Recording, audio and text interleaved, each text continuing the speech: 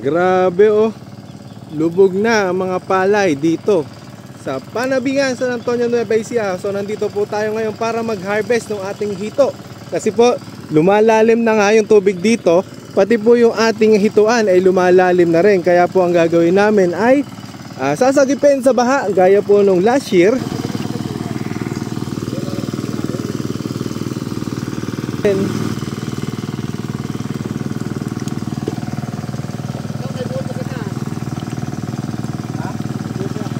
Yan ang ball na yun. Dagat na ang Panabingan. Dagat na ba? Dagat na ang Panabingan.